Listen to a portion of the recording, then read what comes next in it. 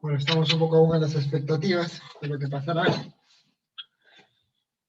¿Y ahora van a confirmar si van a hacer alguna declaración? He buscado y no he encontrado nada sobre alguna declaración para hoy, ¿eh? No sé si alguno habrá encontrado algo, yo no. No, solo han salido a decir de que no, de que ellos no garantizan nada, no, ellos no han enviado nada, y con lo cual significa que mañana van a ratificar lo que dice el medio. Bueno, pasa que al parecer, bueno, escuché por ahí que iba a haber un consejo de ministros hoy día a las 5. Que están realizando el consejo de ministros, obviamente es sesión privada, ¿no? Pero la comunicación de los acuerdos es que los hay hoy día, si se difiere para mañana, pues en esencia van a conocer, pero por lo menos esa era la información. Que hoy día mismo lo van a, que hoy día van a, pero deberían haber convocado conferencia de prensa, todavía no han convocado, ¿no? No, no, no. Al parecer hoy día no, pero solamente está a nivel de consejo, ¿no? A nivel de consejo. Pero los acuerdos, todavía no se van a conocer. Pienso que por lo menos esta mañana. Mañana deberíamos tener más novedades, probablemente. Es muy probable que mañana sí, pues, porque mañana usualmente son los días de consejos. Los miércoles son los días del Consejo de Ministros.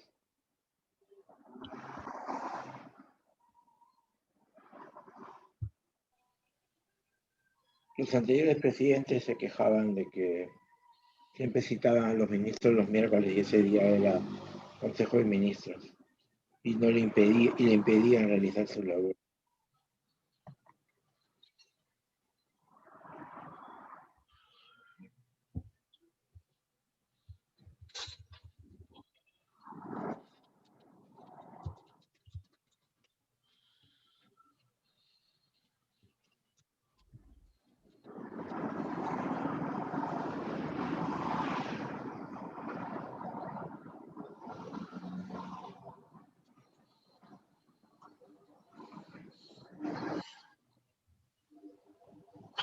Ya iniciamos la transmisión en el Facebook también. Vamos a esperar unos instantes más y en breve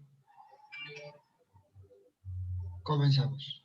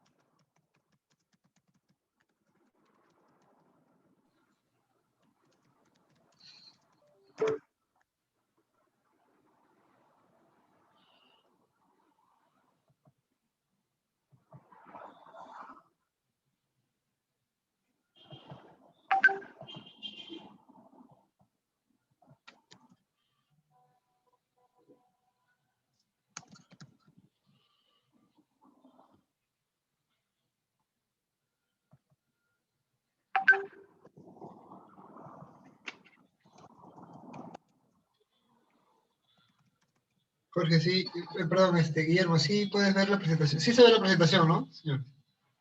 Sí está. Sí, se ve, se ve. Sí, No hay problema, me avisas.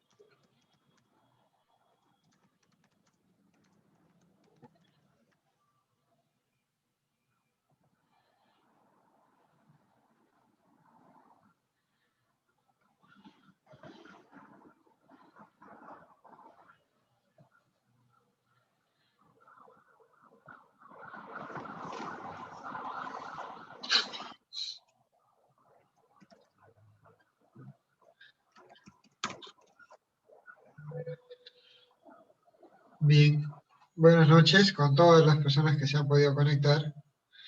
Vamos a iniciar la sesión del día de hoy. Hoy vamos a conversar acerca de las excepciones en el proceso civil. La presentación del día de hoy está a cargo del magíster doctor Guillermo Gálvez.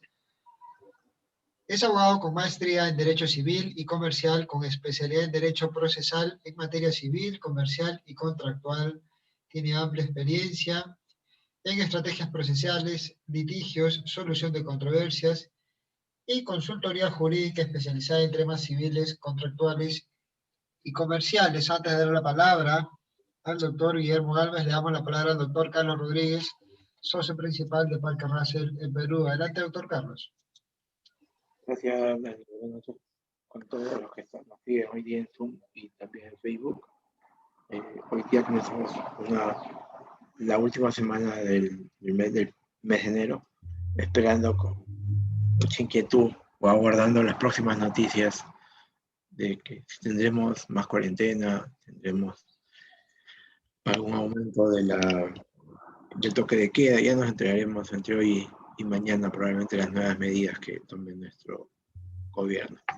Bueno, un poco cuando uno recibe algún tipo de demanda civil, ya sea por el tema que sea, siempre uno puede sentir algún temor, otros tienen un poco más de experiencia, no se hacen tanto problema porque saben que siempre hay un abogado que los defienda. Y en ese caso, el labor del abogado es encontrar frente a en el contenido de la demanda si hay algo de lo cual se puede valer para que la demanda se archive o se declare infundada o improcedente, en tanto admite nuestra excepción. Un poco como nos comentará el doctor Gálvez, la excepción puede poner fin al proceso o por lo menos que se establezca algún tipo de derrotero diferente quizás a lo que pueda decir la demanda. Así que un poco el doctor Gálvez nos explicará sobre estos temas. Adelante, doctor Gálvez, por favor. ¿Qué tal? Buenas tardes a todos ante todo. Y bueno, como siempre, mi agradecimiento a la Escuela de Negocios Parker Russell por esta gentil invitación en esta ocasión para compartir con ustedes algunos alcances respecto a este tema de las excepciones en el proceso civil, básicamente focalizadas en ese ámbito, ¿no? Procesalmente. Si podemos, Dani, avanzar con las diapositivas, por favor. Antes de referirnos básicamente a lo que son el tema de fondo, las excepciones, en qué momento podemos plantearlas, en qué consisten las excepciones, si estoy en cierta etapa del proceso ya avanzada, podría todavía hacer uso de esta figura. Son una serie de interrogantes que seguramente quienes están involucrados un poquito con el tema del litigio nos preguntamos, ¿no? En principio y de manera bastante genérica es importante decir que básicamente es un medio de defensa, procesalmente, ¿no? Un medio técnico de defensa. Es decir, básicamente estas son defensas procesales que le corresponden a la parte demandada, básicamente. ¿Correcto? Porque como contrapartida a una excepción, que es un mecanismo de defensa procesal que esté en manos del demandado, como contrapartida de eso tenemos a la propia acción que tenemos acá a la vista. En tal sentido que mientras la acción procesal es un derecho que le asiste a la parte demandante, desde que constituye un derecho subjetivo, es decir, de la persona titular de ese derecho, de poder acudir ante el órgano jurisdiccional a plantear su pretensión procesal materializada a través de la demanda, ¿correcto? Estamos hablando del derecho de acción, y que como tal debe reunir una serie de requisitos, porque no obstante que el derecho de acción está previsto inclusive a nivel constitucional y desarrollado obviamente en los diferentes códigos procesales. Pero simultáneamente eso hay que tener en consideración que para ejercer la acción procesal y que se materializa, como se ha dicho, a través de la interposición de la demanda, el demandante debe reunir una serie de requisitos legales que están clasificados en dos grandes grupos, que son los de fondo y los de forma. Los de forma básicamente referidos a los requisitos legales del escrito de demanda y de los anexos, y los de fondo son los llamados presupuestos procesales, ¿no? Bueno, en otra ocasión de repente podemos tocar esos temas, ¿no? Al punto que si es que estos requisitos no están configurados en una demanda, por ejemplo, digamos, para ejercer la acción procesal, generalmente vamos a tener ciertos plazos. Digamos que para demandar daños y perjuicios por un accidente de tránsito, la víctima de estos daños tiene establecido en el Código Civil un plazo para hacer uso de su derecho de acción, que es un derecho abstracto, que está presente. La ley nos otorga, nos reconoce ese derecho de accionar, pero no nos obliga. Es potestad del titular del que ejerce una acción procesal de finalmente acudir, o no, es decir, abstenerse, de acudir ante el órgano jurisdiccional planteando su demanda, con todos los requisitos ya indicados. Entre ellos, por ejemplo, el plazo, porque no es un derecho absoluto, total y definitivo y sin límites o sin requisitos. Por supuesto que están establecidos tanto en los códigos procesales como en la propia Constitución algunos requisitos que debemos de cumplir para ejercer válidamente nuestro derecho a acción. Entre ellas, por ejemplo, una de ellas es el plazo, ¿no? Daños y perjuicios por la llamada responsabilidad extracontractual que sucede en caso de los accidentes, por ejemplo, es de 2 años. Y naturalmente esa acción hay que ejercerla por parte de su titular, es decir, la persona que ha padecido daños y perjuicios en un accidente, hacer poner la demanda dentro de los 2 años de plazo que tiene, ¿no? Plazo de prescripción. Pero ¿qué sucedería si después de vencido este plazo, el afectado decide iniciar sus acciones legales e interpone su demanda, pero ya fuera del plazo? Es decir, el tercer año, el cuarto año, el quinto año. Justamente ahí está uno de los escenarios. Son muchas las excepciones que se pueden plantear. No pretendemos en esta sesión de hoy agotar todo el tema de las excepciones, sino básicamente hacer algunos alcances bastante generales. Lo que nos va a corresponder, entre otras defensas, a las cuales todo demandado tiene derecho. Si podemos avanzar, Dani, por favor, la siguiente diapositiva. Dentro de los diferentes derechos que podemos ejercer o medios de defensa o mecanismos de defensa que la norma nos plantea son varios. Es como un juego de ajedrez. Podemos plantear diferentes defensas, entre ellas contestarle la demanda, pero también la figura de las excepciones. ¿Ok? Cuando hacemos uso de una excepción procesal, lo que estamos cuestionando en realidad no es una respuesta sobre el fondo de la demanda. O sea, no vamos a decir que no te atropellé, que tú te cruzaste el camino, ¿no? que estabas en estado de ebriedad, o no usaste el puente peatonal. Es decir, no estamos respondiendo la demanda, no estamos contestando el fondo de la materia que vamos a dilucidar en ese proceso. Estamos cuestionando u observando ciertos aspectos que son los requisitos para el ejercicio de la acción. Entre ellos decíamos el tema del plazo. Y para ello, obviamente, hay ciertas formalidades para plantear las excepciones, ¿no? Tenemos en ese proceso, desde que somos notificados, comienzan a correr en simultáneo varios plazos. Y tenemos que ejercer esa defensa técnica. Porque para que el juez se pueda pronunciar respondiéndonos a ese mecanismo que ejercemos como demandados en el proceso, ¿no? Que son las excepciones, tenemos que haberlas planteado. Tenemos que haber hecho uso de esa excepción. Si no planteamos la excepción de caducidad, de prescripción, perdón, en este caso, el juez no va a pronunciarse sobre esa excepción. ¿Correcto? Entonces tenemos que haberla planteado y en la forma correcta, de acuerdo al código procesal. ¿Y qué es lo que vamos a cuestionar? Simplemente que la acción se ha ejercido, pero fuera del plazo que establecido por la ley, que eran de 2 años.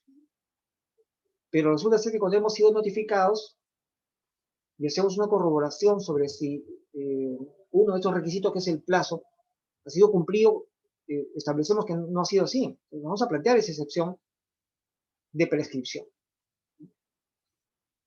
Las excepciones que podemos plantear están expresamente previstas en la ley, no nos podemos inventar algún recurso, alguna forma de prescripción o un tipo de prescripción que no esté previsto en la ley. En un momento vamos a ver cuáles son esas excepciones que la propia norma procesal nos permite plantear frente a una demanda, ¿no?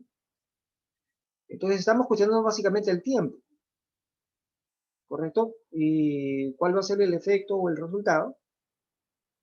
Ahí veremos en un momento que las excepciones se clasifican en 2 grupos, ¿ok? En 2 grupos, las llamadas excepciones perentorias y las dilatorias, que en detalle lo veremos más adelante. La siguiente diapositiva, por favor, ¿no? Entonces, miren, hablamos de la acción, ¿no? Están relacionadas directamente porque la acción, decíamos, es un derecho del titular, del derecho que se va a discutir en el proceso y que se materializa a través de la interposición de la demanda. Y que como tal debe cumplir una serie de requisitos, que son los requisitos de fondo y los requisitos de forma, que también están establecidos generalmente en los códigos procesales, ¿no? Yo digo códigos procesales porque esto es válido para el tema que estamos analizando básicamente. Este es el enfoque civil, pero también está, desde luego, en los procesos laborales, en los contenciosos administrativos, e inclusive en algunos procesos constitucionales. ¿Ok? Se materializa a través de la demanda, que es, digamos, un acto procesal que va a marcar el inicio del proceso judicial. Bien, el siguiente, por favor. Ok, en el Código Procesal Civil vamos a encontrar que uno de los derechos que le está reconocido a las partes en el proceso es el llamado derecho de contradicción. ¿Ok? Entonces, así como el demandante, el accionante, tiene el llamado derecho de acción, ¿ok? Que es aquel derecho subjetivo que tiene toda persona de tocarle las puertas al Poder Judicial, compareciendo a través de la interposición de la demanda, haciendo la reclamación o la petición de un derecho que pide ser declarado judicialmente, ¿no? A través de una futura sentencia. Ahí estamos concretizando el derecho de acción, materializando nuestro derecho de acción, que, como ha sido dicho, es un derecho potestativo en la medida que podemos hacer uso de él o de abstenernos. ¿Ok? Entonces ahí está el derecho de acción que corresponde al demandado. Y como contrapartida a eso está el derecho del demandado de ejercer una defensa. Lo que en el ámbito penal se conoce así, en esos términos, como el derecho de defensa. En el ámbito civil lo vamos a denominar simplemente como el derecho de contradicción. Porque no podría haber un proceso judicial donde únicamente la ley le permita al demandante perdón, hacer ejercicio o uso de una serie de planteamientos, de pedidos, de reclamaciones, y esté estructurado el proceso de esa manera que solamente se le puede escuchar a una de las partes. El proceso necesariamente, dentro del llamado concepto del debido proceso, obviamente va a implicar que ambas partes merecen y tienen el derecho de ser escuchadas para proveer a ese proceso judicial el llamado, lo que conocemos como el debido proceso, es decir, permitirle la igualdad de oportunidades, de mecanismos, de defensas que tienen ambas partes, ¿no? Tanto la una tiene derecho de dar su versión de los hechos en su escrito de demanda, y el demandado al momento de contestar también dará su versión propia de los hechos, contradiciéndolos, negándolos, ¿no? Igualmente sobre las pruebas que se presentan en el proceso, tanto el demandante presentará a través del ofrecimiento de los medios probatorios, también lo hará en su escrito de demanda.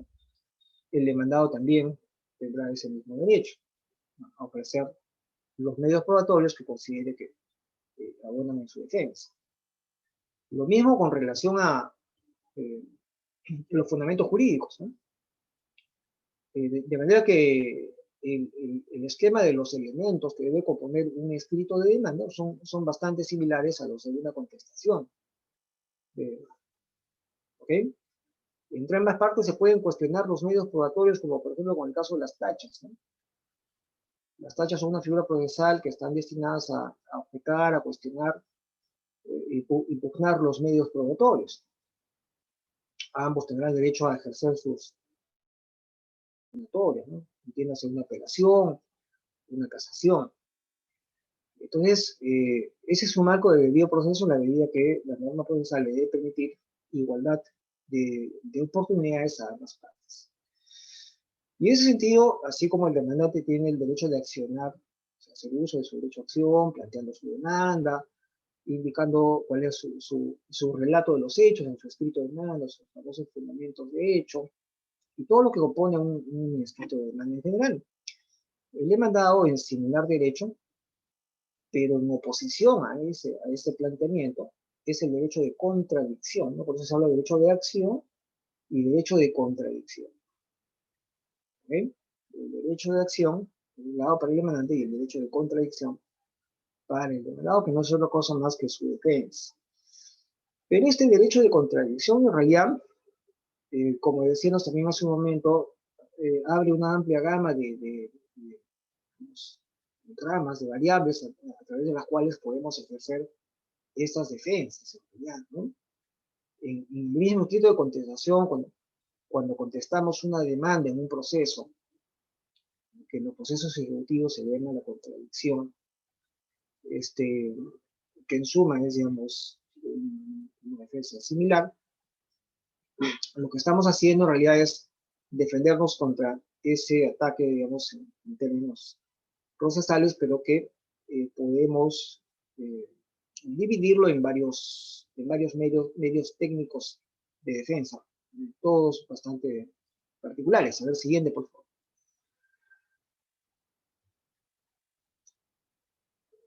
Por ejemplo, sí, una más, por favor, eso hemos hablado. Por ejemplo, una vez que, muchas gracias. Una vez que hemos sido notificados, ¿no? Con una demanda, tenemos que tener en cuenta que en realidad la defensa que podemos ejercer no es una sola y que ésta se va a limitar a contestarle la demanda. Porque dentro de la propia contestación, en nuestro propio escrito de contestación, en realidad estamos ejerciendo ahí mismo, en ese solo escrito, que es un solo escrito, varios ámbitos de la defensa. Varios ámbitos de la defensa, ¿no? Por ejemplo, ahí una primera defensa será que vamos a pedirle al juez que desestime la pretensión, que será de repente la cabeza de toda la defensa. La cabeza de toda defensa porque lo central, lo principal, fuera de las diferentes aristas que pueden darse, las diversas, digamos, incidentes que puedan haber en un proceso judicial, lo central es que ganemos el proceso. De repente, pues, no nos resultó favorable un medio de defensa, hemos planteado una excepción, fracasó esa excepción porque el juez consideraba que no había prescripción, sino que estaba dentro del plazo, pero al final ganamos el proceso. Entonces, lo central es indudablemente que respecto al tema principal que se discute en una demanda, que es la pretensión, que a veces si hay exceso acumulativamente pueden haber daños, ¿no? Entonces, una primera defensa y tal vez la central de todas las defensas que tenemos en un proceso judicial es nuestra aspiración o nuestra pretensión de que se desestime la demanda. Si nos han demandado por daños y perjuicios, que el juez en la futura sentencia diga infundada la demanda. ¿Ok? Puede ser que una apelación no nos resultó, puede ser que una tacha no nos resultó, cuestionamos un medio probatorio, fracasó, hemos pedido una nulidad, fracasó, pero al final hemos logrado obtener sentencia a favor. ¿Ok? Bueno, el resto será realmente cosas anecdóticas, ¿no? Bien, ese es un ámbito de la defensa y eso lógicamente generalmente va plasmado en la parte de nuestro escrito de contestación cuando decimos que negamos, ¿no? Negamos y contradecimos la demanda y solicitamos que el juez la declare infundada. Y obviamente eso hay que fundamentarlo y hay que presentar las pruebas, que son los otros ámbitos, ¿no? Derecho de defenderse negando los hechos, claro, porque parte de nuestro escrito de contestación, típicamente en un escrito de contestación, y es algo que necesariamente va a estar, porque el propio Código Procesal Civil así lo exige, artículo 442, señala que necesariamente debemos pronunciarnos sobre los hechos de la demanda. Es decir, que si en la demanda pues nos pusieron, por ejemplo, ¿no?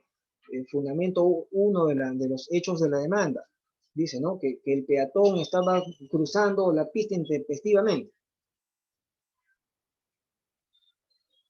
Segundo punto, ¿no? Que estaba en estado de ebriedad. Entonces nosotros vamos a contestarle punto por punto, ¿no? Al punto 1 respondemos, ¿no? Es mentira que crucé intempestivamente, porque en realidad la luz de peatones estaba en luz verde y por eso el peatón cruzó la pista, ¿no? Y lo del estado de ebriedad es falso, porque en realidad se tomó el dosaje etílico y salió negativo. Entonces por eso se exige que un escrito de demanda esté redactado enumeradamente, punto por punto. En cada punto vamos a señalar un hecho. Y esto responde también a la necesidad que en terreno práctico se redacte el escrito de demanda de una manera técnica adecuada. No podemos mezclar en un solo punto de los hechos de la demanda varios aspectos, ¿no? Inclusive hay algunos jueces que consideran que sí, acertadamente, están declarando la inadmisibilidad, o sea, exigiendo que los demandantes subsanen sus escritos de demanda cuando la redacción de sus hechos ha sido confusa o no ha respondido al criterio de que los hechos deben estar enumerados correlativamente, ¿no? ¿Y eso por qué? Porque para que nos permita que nuestra respuesta, digamos, ¿no? Al punto 1 responda de tal cosa. Pero si en el punto 1 has dicho todo lo que pasó, toda la historia, y en realidad difícilmente puede haber ese contrapunto de afirmaciones y negaciones, ¿no? O a veces algún punto de la demanda se puede aceptar, ¿no? De repente dice, ¿no? El accidente ocurrió en el cruce de la avenida tal y tal. Sí, es verdad, o ahí ocurrió el accidente, ¿no? O sea, no necesariamente en una contestación tendríamos que negar todos los hechos, ¿ok? Aceptar ciertos hechos de la demanda no significa que estamos cediendo en nuestra defensa, porque bien podrían ser hechos que más bien también nos favorezcan. Eso ya va a corresponder a la interpretación del juez, ¿correcto? Bien, entonces, el segundo ítem, el derecho de defenderse negando los hechos de la demanda en la medida que corresponda y en función a la pertinencia de aquellos hechos sobre los cuales tengamos que negarlos, ¿no? Porque los que hay que aceptarlos, sencillamente no costará ninguna, digamos, concesión. El hecho de decir que el punto 3 o el punto 4 es cierto lo que dice el demandante, ¿no? Que ese día me encontraba en tal intersección, eran tales horas de la noche, y donde se produjo el accidente, ¿no? ¿Okay? El tercer punto es respecto a los medios probatorios, así como en la demanda. Necesariamente, esto es algo que es evidente, ¿no? Tiene que estar sustentada en medios de prueba, no solamente es la versión de los hechos que da el demandante, desde luego que el demandado también lo va a hacer, ¿ok? Entonces, obviamente, un demandado, al momento de hacer también la contestación a los hechos de la demanda, también tendrá que ofrecer las pruebas, porque todo lo que decimos en un proceso es merecedor de un sustento probatorio. No es que alegremente hagamos afirmaciones sin ningún sustento probatorio. ¿no? Además que la carga de la prueba siempre le corresponde a todo el que afirma un hecho, sea el demandante o sea el demandado. ¿Ok?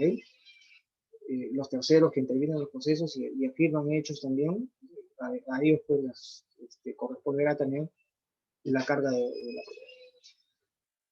La recomendación es una suerte de contrademanda, también planteamos una pretensión, pues no sé, de repente fue el accidente, pero yo considero que en lugar de que ser yo el responsable de los hechos, más bien considero que es el propio demandante el responsable de ese accidente, ¿no? No abundaremos mucho en esto porque es un tema que está fuera de lo que es el medio técnico específico de hoy, que es las excepciones que justamente están en el quinto punto. ¿Ok? Y que nos dice que justamente, como otro de fíjense, los diversos medios, ¿no?, de defensa que tenemos, las excepciones y las defensas previas. Las defensas previas nos vamos a dejar un poco al margen porque son básicamente algunos requisitos preliminares que se deben de cumplir para la procedencia de una demanda, ¿no? Pero el tema de las excepciones sí, por ejemplo, el caso de la prescripción, ¿no? El caso de que hayamos, de repente es un contrato donde hemos celebrado un convenio arbitral, por ejemplo. ¿Ok? Y en esa cláusula de solución de controversias hemos dicho que cualquier tipo de desavenencia, controversia que sugiera en la ejecución, interpretación, validez o de cualquier naturaleza que se derive de este contrato, será resuelto mediante arbitraje, ¿no? Y describimos pues, las condiciones de ese arbitraje. Pero resulta ser que me han demandado el Poder Judicial. Y recibo la demanda y veo que se trata efectivamente de una demanda judicial. Entonces ahí está justamente otra de las diversas excepciones que plantea el Código Procesal Civil, es la excepción llamada simplemente de convenio arbitral. No estoy discutiéndote a través de una excepción, es cierto, los hechos, pasó esto, no fue así, fue de este modo. ¿Ok? Sino simplemente estoy haciendo un mecanismo de defensa, en la forma lógicamente que dentro de el plazo, el escrito que tengo que presentar, cómo tengo que probar esa excepción, ¿no? ¿Y para qué en este caso la excepción de convenio arbitral? Simplemente pues que este litigio no se debe dilucidar en el Poder Judicial, sino en el arbitraje. Ahí no estoy discutiendo absolutamente para nada el tema del fondo de la discusión, porque eso se deberá ver un arbitraje en la medida que lógicamente la excepción tenga el sustento, no solamente en los hechos en los que invocamos esa excepción, sino las pruebas que ya hemos adjuntado, ¿no? Que está el contrato, y acá en la cláusula número tal dice que hemos celebrado un convenio arbitral, y por lo tanto tenemos que irnos a un arbitraje, y no está traído acá al Poder Judicial. ¿Ok? Entonces, básicamente, en suma, una excepción es un mecanismo de defensa que está dirigido fundamentalmente pues, a cuestionar la validez del vínculo procesal, de la relación procesal. No te discuto el fondo, no te discuto si ya te pagué, si te debo, no te debo, fui yo el responsable del accidente. No estamos haciendo ese tipo de defensas que corresponden al tema de los primeros puntos, ¿no? El punto 1 y el 2 y hasta el tercero inclusive, ¿no? Sino básicamente estoy cuestionando el tema la relación netamente procesal. El siguiente, por favor.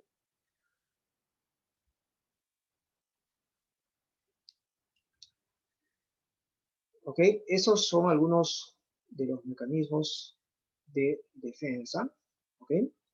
Entonces, eso es algo que tenemos que ser bastante prolijos cuando somos notificados con una demanda, porque para plantear una excepción, siempre estamos sujetos a un plazo. Un plazo que va a depender de qué tipo de proceso sea. No vamos a entrar un poquito en el tema de los plazos, porque puede ser pues, un proceso de conocimiento, un proceso sumarísimo, un proceso abreviado, ejecutivo, y los plazos van a variar. ¿Okay? No vamos a incidir mucho en ese tema, a un tema digamos, en más detalle de las excepciones, porque la idea es hoy básicamente ver qué puedo hacer con una excepción, una vez que me han notificado una demanda, en qué consiste esto, cómo lo puedo plantear. ¿Okay? Entonces, básicamente estamos haciendo eso, pero sí es fundamental tener en cuenta el tema de los plazos, porque cuando el demandado es notificado, en simultáneo en realidad están corriendo varios plazos. Inclusive yo diría la posibilidad de un propio recurso de apelación contra la resolución que admite la demanda, el llamado auto admisorio, si consideramos que, por ejemplo, ha habido un error por parte del juez en admitir esa demanda. Y muy al margen de mi contestación o de las excepciones que pueda plantear, ¿ok? O de algún otro medio de defensa que pueda utilizar, no descartemos la posibilidad de recursos de apelación. En algunos casos he podido ver que frente a la admisión de una demanda admitida indebidamente, se ha planteado un recurso de apelación y en una segunda instancia se ha declarado la nulidad de ese autoemisorio por defectos de calificación de la demanda, o sea, no admitía la demanda, sobre demandas que no reúnen los requisitos que han sido revocadas. Eso es posible también, ¿no? Y esto viene a raíz de que comentamos que los plazos van en simultáneo, ¿no? O sea, porque tu plazo para contestar es un plazo muy distinto al plazo que tienes para plantear, por ejemplo, unas tachas, que es cuestionar medios probatorios, ¿no? A un testigo lo voy a tachar, por ejemplo, ¿no? O algún documento, ¿no? Voy a plantear excepciones también. En ese momento vimos el tema de las defensas previas, ¿no? Excepciones y defensas previas normalmente tienen el mismo plazo, pero escritos distintos. El tema es, digamos, bastante formal en el sentido de la defensa que se tiene que plantear.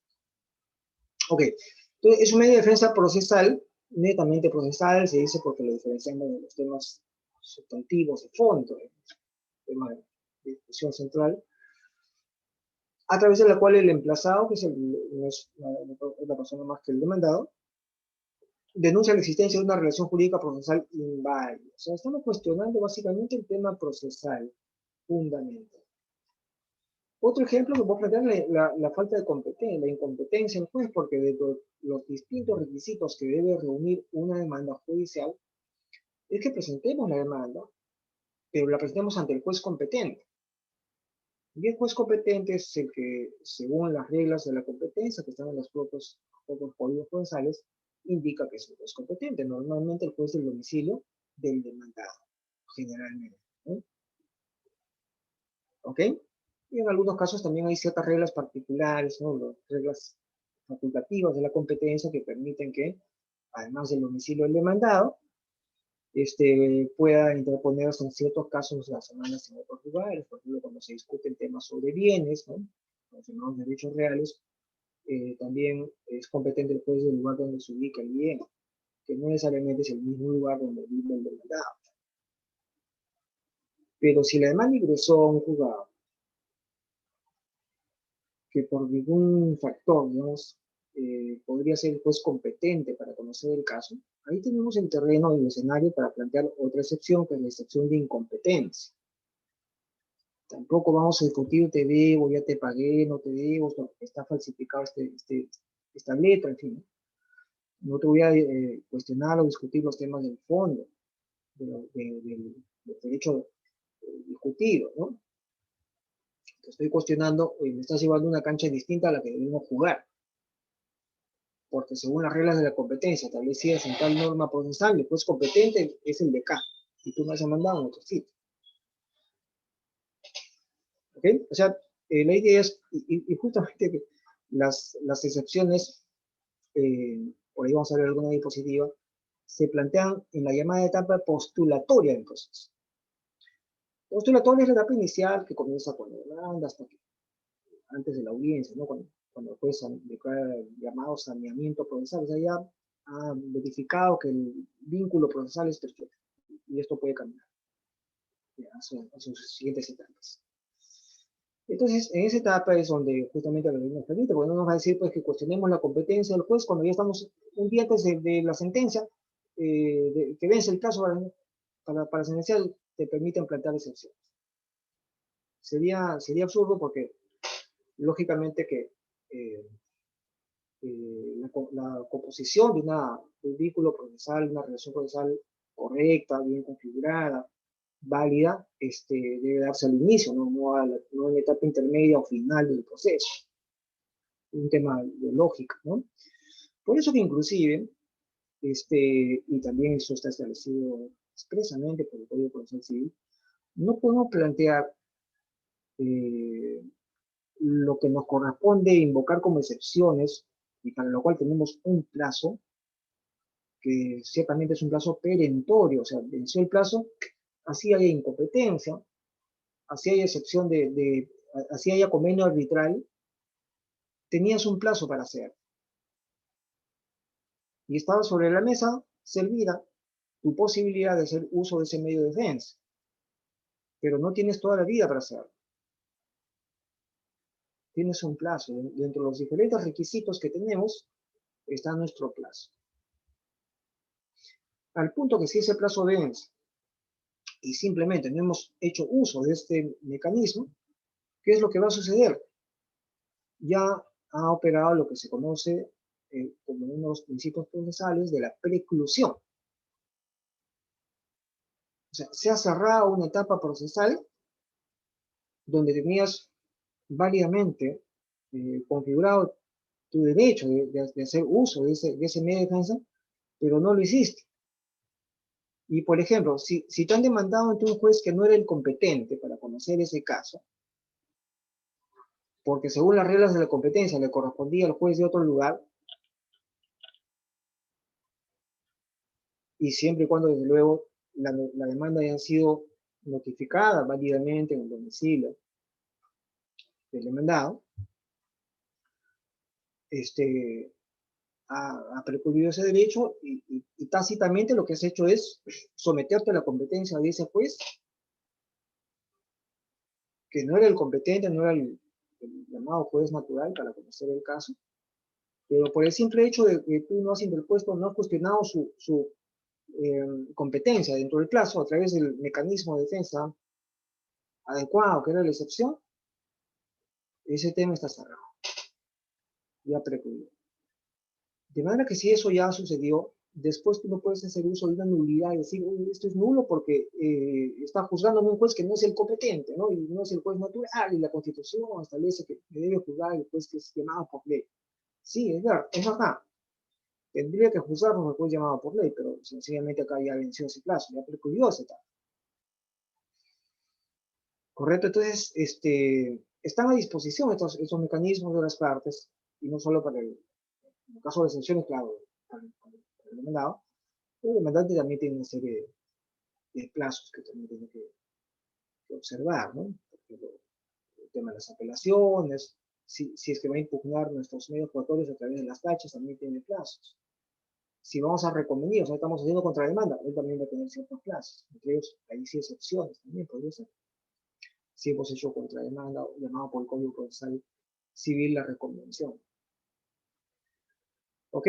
Entonces, lo que sí, de ningún modo, una excepción lo vamos a usar para cuestionar el fondo.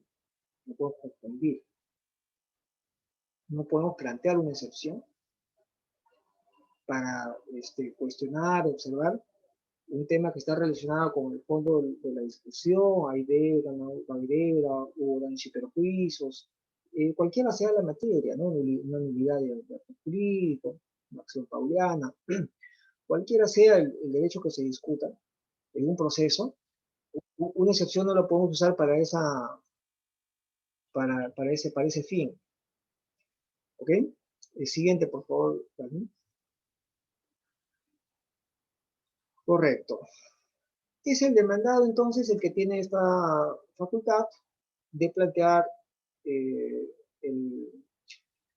cuestionamiento a la acción procesal mediante las excepciones, ¿no? Mediante las llamadas excepciones, y a través de ellas no estamos haciendo sino cuestionar la validez de la relación procesal, que en principio le correspondía al juez verificar esto, en realidad, ¿no? Porque gran parte de las excepciones podría ser que el juez, si hacía una labor más minuciosa de repente, de calificación de la demanda, advertía que él no era el juez competente, por ejemplo. El juez está plenamente posibilitado, cuando califica una demanda, de advertir si él es el juez competente o no lo es. No necesita que el demandado, a través de la excepción, cuestione su competencia. Por eso se habla de que hay un primer filtro, ¿no? En la función del juez, que está básicamente focalizada en la calificación de la demanda, hacer un primer filtro, o sea, una primera revisión de la validez de la relación procesal, el punto que podría decir, señor, yo no soy el juez competente y consecuentemente esto lo derivo al juez de allá de tal lugar, que es el llamado por ley para conocer este caso. Eso es algo perfectamente posible, ¿no? O encuentra que en el contrato había convenio arbitral y simplemente no declara la improcedencia directamente de la demanda, porque no correspondería admitirla porque hay un convenio arbitral y tienen que ser procedidos a resolver su controversia en el arbitraje. O sea, hay caducidad. La prescripción es diferente porque la prescripción siempre se tiene que plantear. Que no se plantea, no se puede pronunciar civilmente, no se puede pronunciar sobre una prescripción no invocada. Se tiene que plantear. ¿Sí? Pero en caducidad, que se extingue el derecho, sí. Ahí sí podría hacerlo, pues por eso es un requisito de procedencia. ¿Correcto? Muy bien, ¿dónde encontramos establecidas qué tipo de excepciones? Hemos hablado de prescripción, hemos hablado de excepción de convenio arbitral, hemos hablado de excepción de incompetencia, ¿no? Pero hay muchas más, ¿no? Por ejemplo, excepción pues, de falta de legitimidad para obrar, excepción de falta de interés para obrar, excepción de cosas juzgadas, decir, ya cae sentencia y me estás volviendo a demandar, ¿no? Eso está establecido, los diferentes tipos de excepciones, clases, excepciones y excepciones que podemos hacer uso, están previstos taxativamente en el 446 del Código Procesal Civil, ¿no? Decimos en estos términos porque en realidad no nos podemos inventar una excepción porque se nos ocurrió que con esto te puede cuestionar la validez de la relación procesal planteada, porque estimo que con esto no se puede traer el proceso abajo. No puede ser porque necesariamente esas excepciones tienen que estar reconocidas expresamente por el Código Procesal Civil, ¿no? Por ejemplo, está también la excepción de falta de agotamiento de la vía administrativa, sobre todo para los contenciosos administrativos. Ahí nos pueden plantear perfectamente esa excepción, muy utilizada en los procesos contenciosos administrativos. Por ejemplo. Siguiente, por favor. Muy bien. Antes de ir a ver este artículo 446 que nos habla sobre los diferentes tipos de excepciones que podemos plantear, todas siempre dirigidas a cuestionar la relación procesal, no discutimos fondo, no vamos a hacer un debate sobre la pretensión, los hechos de la demanda, ¿no? Las excepciones no sirven para eso, ¿no? Pero vemos que sí están clasificadas en dos grupos, las excepciones, ¿no?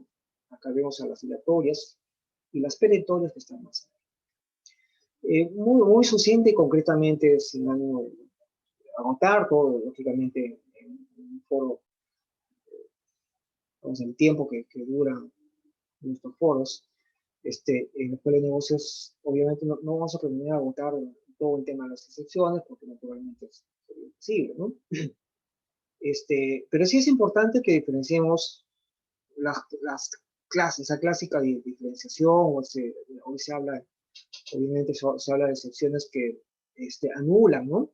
Y que suspenden, ¿no? Pero es un poco de, digamos, una denominación clásica, dividir a las excepciones en dilatorias y perentorias, ¿no? Ciertamente el Código Procesal Civil, esta clasificación le asigna efectos distintos, ¿no? En algunos casos, cuando el juez ampare una excepción, va a implicar que el proceso queda suspendido hasta que la relación procesal se recomponga válidamente, porque efectivamente ha detectado, en virtud del planteamiento de una excepción, que existe el incumplimiento de un requisito de la validez del vínculo procesal.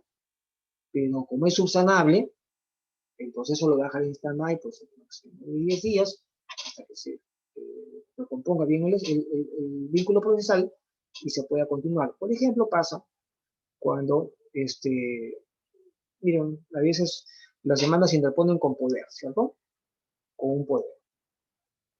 Y resulta ser que el juez, al ver ese poder, encuentra que se ha interpuesto la demanda a través de ese poder, pero el poder en ninguna parte dice que tienes poder para demandar. Te habían dado poder para vender, no sé, celebrar contratos, abrir cuentas bancarias, una serie de facultades. Y de repente algunas judiciales, pero en ninguna parte decía que podías demandar, que podías interponer demandas. Algunos jueces son bastante más rigurosos con estos poderes y quieren que la demanda diga que puedas demandar, pues no sé, daños y perjuicios o que demandes tal pretensión y que se especifique. Bueno, es tema de criterios, ¿no? Pero ya, por lo menos debe decir para interponer demandas. Y te pones a ver palabra por palabra, el poder no dice. Y el que ha firmado la demanda es el apoderado, que no tiene facultad para demandar. Obviamente que ese tipo de deficiencia, que de repente el juez no la advirtió, por eso decía en su momento, ¿no? En realidad muchas de las excepciones, cuando hablamos de excepción, significa que la demanda ya ha sido emitida y que el demandado ya está notificado, para que lleguemos a aceptar, ¿no? Ya la demanda está emitida. Cuando hablamos de excepción, la demanda ya está emitida, está la resolución por parte del juez admitiendo la demanda y está notificada. Porque no tienes otro modo de plantear la excepción si no te notifican. Y este defecto, por ejemplo, del poder es que a veces pasa. El filtro no lo advirtió.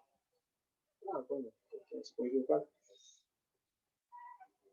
Pero el demandado, de repente, con una obra más acuciosa, encuentra, ¿no? Oye, pero este poder en una parte le dice que este señor, que me ha demandado, que nunca lo he visto, no lo conozco, y que dice ser el apoderado, que no es apoderado, pero para otras facultades, no tiene facultad para demandar. Entonces, ¿qué vamos a hacer en ese caso? Plantear uno de los tipos de excepciones que vamos a ver, la representación defectuosa o insuficiente. Bien, ahí tampoco estamos cuestionándole, te debo, no te debo, es verdad, tú fuiste tú primero, tú tienes la culpa, no. No estamos peleándonos todavía sobre el tema de fondo. Eso va a ser para más tarde. Yo te estoy cuestionando la validez de la relación procesal con la excepción. ¿Ya? Te estoy cuestionando solamente la validez de la relación procesal, que tiene muchas aristas, ¿no? La cantidad de excepciones que pueden haber, ¿no? Y he detectado que ese poder no te autoriza a ti como apoderado, que estás compareciendo, o sea, que estás presentando, ¿no? Ante el juez como una persona que representa al titular del derecho, pero simplemente en tu poder no dice que tiene facultades para demandar. Te planteo la excepción de representación defectuosa. ¿Ok? Las excepciones dilatorias, justamente, llamadas así tradicionalmente, ¿no? Aquellas que van a estar orientadas como efecto legal del amparo de una excepción llamada dilatoria, es que el juez va a suspender el proceso. Va a decir, sí, el demandado, perdón, tiene razón. Acá el poder no dice que puede demandar. Declara fundada la excepción, suspende el proceso, no lo anula. Vamos a ver después con las perentorias qué efecto va a producir eso. Suspende el proceso, el juez establece ahí por cuánto tiempo, prudencial, ¿no? Aunque eso es lo que menos hay es la prudencia, para que le permita al demandante recomponer la validez de la relación procesal, en este caso, bueno, sanear pues, el tema en poder, no ampliar, ¿no? dar nuevas facultades y presentar el poder. ¿Ok? Mientras tanto, el proceso va a quedar en stand-by. No va a cambiar. Si dentro de ese plazo que usted señala, en su resolución, dice, sí, efectivamente, pues no, acá no están esas facultades, y declaro fundada esa excepción, tienes razón tu demandado al decir esto. ¿Ya? Le va a dar un plazo, perdón, al demandante. El demandante tiene que sanear esta situación, en este caso, ir a su notaría, se hace una nota, notaría, tiene facultades, y listo, acá está el poder, ya, expresamente dice acá, principio de literalidad, que podemos hacer. Y se reanuda el proceso. ¿Ok? Por eso se suspende. Pero si dentro de ese plazo no se cumplió con levantar esta observación, ya pues expedirá otra resolución anulando todo lo actuado, se dice así, ¿no? Todo lo que se ha hecho en ese proceso y dándolo por. ¿Ok? Dándolo por concluido. Eso es lo que pasa. Eso pasa en las llamadas excepciones dilatorias, ¿ok? Que son aquellas que, a pesar de que han sido amparadas por el juez, a pesar de que el juez las ha declarado fundadas, ¿no? Es decir, que tenía razón la persona que el demandado interponer esa excepción, pero de algún modo es algo que se puede superar, ¿no? Generalmente ocurre con el tema de los poderes general. En el caso de las excepciones perentorias, ¿no? A ver si podemos avanzar, Dani, por favor, con la siguiente. En el caso de ese tipo de excepciones, ¿qué es lo que va a suceder? Son excepciones de tal naturaleza que cuando el juez se encuentra que efectivamente, ¿no? esa excepción ha sido amparada, sencillamente ya no hay solución. No hay manera de resolver eso. Por ejemplo, excepción de cosa juzgada. Ese señor ya me demandó por lo mismo. Ya le gané. Acá está la sentencia que dice infundada en última instancia. Infundada de demanda. Ya litigamos sobre lo mismo.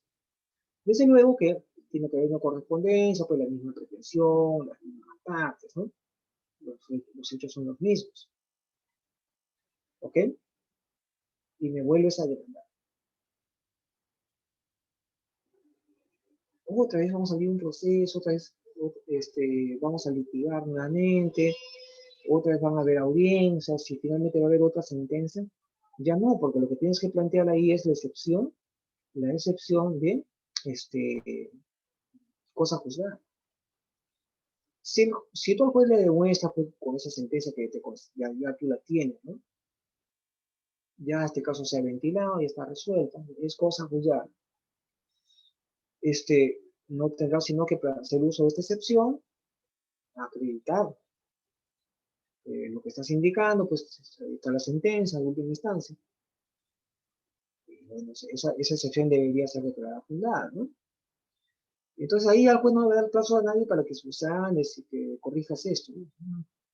El caso está, o sea, ya no puede ventilarse nada. Lo mismo podría pasar, por ejemplo, cuando es una excepción de caducidad. El juez podría haberse dado cuenta, ¿no? ¿Ok?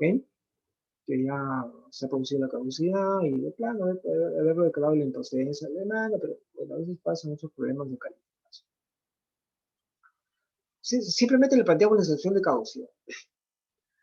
Y lo único que habría que acordar, bueno, tiene un trámite la apelación, ya, si en su momento no vamos a agotar toda la temática de las excepciones, que son muy extensas, pero digamos, hemos planteado la excepción de caducidad, y después verifica si efectivamente ya estos 2 años que tenías ya han vencido, ¿no? Y consecuentemente acá se ha producido la caducidad, no hay nada que reclamar, absolutamente, porque el derecho se ha extinguido con el paso del tiempo, y no habría manera de convalidar o de subsanar una deficiencia de esa naturaleza. ¿Ok? porque obviamente al haberse producido esta figura, va a conllevar a que el juez, al amparar esa excepción, declare la conclusión del proceso y la nulidad de todo lo que se ha hecho. La nulidad de todo lo que se ha hecho, porque en realidad este proceso ni siquiera se debió olvidar. Ok, siguiente por favor, Dani. Vemos cuáles son las excepciones proponibles a eso que la ley nos permite, para ir ya con las preguntas, ¿correcto? No es la idea abrumarlos en temas, sino también, bueno, conocer un poquito las inquietudes o, digamos, dudas que puedan surgir de lo que vamos a decir. ¿Ok? Entonces, hace un momento mencionábamos este artículo que es el 446, y lo decíamos de la siguiente forma, ¿no? O sea, cuando planteamos excepciones tenemos que tener en cuenta que el tipo de excepción de los diferentes tipos de excepciones que tenemos por ejemplo acá a la vista en este momento, son previstas expresamente, taxativamente por la ley. En estos términos no podemos inventarnos pues, una excepción porque se nos ocurre que te ha faltado este requisito, que ¿no? Nosotros imaginamos que es un requisito de la demanda, pero no está acá en la norma procesal. ¿Ok? Cuando hablamos de excepciones, necesariamente deben estar planteadas por la ley. Y ahí tenemos, por ejemplo, una de ellas, la incompetencia. ¿No? ¿Ok? Vamos a pasar por algunas, de repente haremos un poquito más de énfasis en las que, no quisiera decir yo las más relevantes porque todas tienen un efecto muy concreto, pero sí de repente las que más son más recurrentes, digamos, en el ámbito judicial, en el sentido que se utilizan bastante, son muy utilizadas por los demandados, en este caso, ¿no? La incompetencia. Por ejemplo, el caso de la incompetencia, básicamente lo que nosotros estamos cuestionando, como decía en ese momento, hoy me has demandado ante el juez de Trujillo, pero yo tengo domicilio en Lima, y el contrato dice que el juez competente para resolver este caso es el juez del domicilio de las partes, y los dos tienen domicilio en Lima, pero como tú tienes una sede en la ciudad de Trujillo, me has demandado allá, cuando no es el juez competente, porque no tenemos ningún tipo de relación contractual o vínculo que tenga que ver con esa sede. Y por supuesto considero que hay una contravención en las reglas de la competencia. ¿Okay? El objetivo es lógicamente que el juez haga una verificación efectivamente a quién le corresponde el juez, y si el juez que tiene ese caso efectivamente establece que él no es el juez competente al amparar esa excepción, lo que va a hacer es derivarle el expediente al juez que debería conocer el caso. Esta es una excepción bastante particular porque hasta, si no me equivoco, más o menos año 2014, ¿qué pasaba con la incompetencia? Simplemente, si planteaba la excepción de incompetencia, o el juez al calificar inclusive la demanda, encontraba que él no era el juez competente, declaraba de plano la improcedencia de la demanda. Improcedencia, archivo definitivo. Y lo que tenía que hacer ese demandante es retirar todos sus anexos de la demanda e irse pues al juez competente. Si es que no decidía hacer una apelación de esa pues puedo no estar de acuerdo, desde luego, ¿no? Porque aun cuando el juez de plano haya declarado una improcedencia en la demanda, si veo, sinceramente, si veo que efectivamente tiene toda la razón, lo más coherente sería, bueno, retirar esos documentos y hacer mi acción pues ante el juez, pues, el competente. Pero si no estoy conforme, pues podría hacer. Lo que tendría que hacer en todo caso ahí es un recurso de apelación. ¿Ok? Un recurso de apelación. Pero la diferencia que yo decía es que, claro, hasta antes de esta modificatoria esto es lo que venía pasando. ¿Ok? Pero cuando se modifica ese artículo del Código Procesal Civil, que le da la facultad al juez de declarar la improcedencia a la demanda, hoy, con el texto actual, lo que el juez debe hacer es, si él ve que no es el juez competente, lo que debe hacer simplemente es remitirlo al juez que sea el juez competente. En buena cuenta, si el juez observa que en realidad el juez competente es el de otro lugar, ¿ok? Ya, pues se presentó la demanda en Trujillo y ese juez considera que él no es el competente, considera que el competente es el juez de Lima. Ya no declarará, bajo el texto actual, la improcedencia de la demanda, ¿ok? Sino simplemente va a emitir una resolución absteniéndose de la calificación de esa demanda y remitirá la demanda al juez que lo estime competente. ¿Ok? Tenemos además la excepción de falta de capacidad de ejercicio, es cuando vemos una persona que está en una situación de incapacidad civil, ¿ok? La representación defectuosa, a su momento hablamos de ejemplo, tenía facultades para muchas cosas, pero no para demandar. Ya has demandado con ese poder,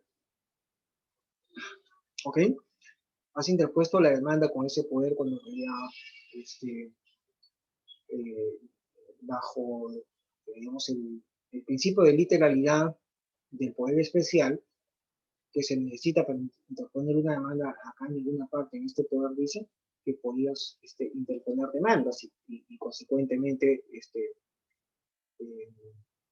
ahí tenemos un escenario para plantear esa excepción, ¿no? Representación defectuosa o oscuridad o ambigüedad en el modo de proponer la demanda. Bueno, eso básicamente tiene que ver un poco con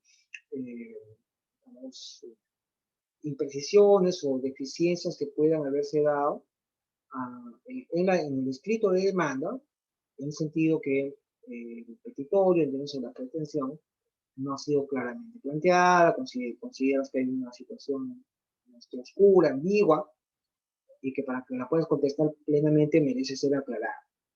¿Bien? Bajo la perspectiva, lógicamente, del demandado, porque puede ser que no necesariamente sea así. Estamos proponiendo una excepción, lo pueden ver ahí, ¿no? En la primera línea. Proponiendo la excepción. ¿Bien? Porque la excepción va a ser, lógicamente, un tipo de defensa, un incidente, que va a tener un trámite, porque de esa excepción, el juez lo que va a hacer es trasladar la excepción, a notificar al demandante, en este caso, para que conteste la excepción, pretendida, oye, este señor está dilatando el proceso innecesariamente, ¿no? Con estas articulaciones que no tienen base. Tendrá que contestar lo que corresponde, ¿ok? Oscuridad o ambigüedad en el modo de proponer la demanda. Bueno, esto es mencionado justamente, pues tiene que ver básicamente con el escrito de demanda, en la medida que no haya sido claramente planteada la pretensión, entonces, de lo que va a corresponder a un pronunciamiento que debe ser definitivamente claro en la futura sentencia, ¿no? Falta de agotamiento de la vía administrativa. Esto básicamente funciona en los nuevos procesos contenciosos administrativos. Ese es su escenario, ¿no? Donde es exigible que previamente el interesado haya agotado en la vía administrativa todo el procedimiento administrativo, ¿no? El siguiente, por favor. Ok, estamos haciendo un repaso bastante genérico, por supuesto, ¿no? La falta de legitimidad para obrar, básicamente esto tiene que ver con que las partes que componen el tema de fondo, o sea, un contrato, ¿no? Vendedor-comprador, arrendador-arrendatario, comitente-locador, en fin, ¿no? Normalmente las partes que configuran esa relación de derecho material, ¿no?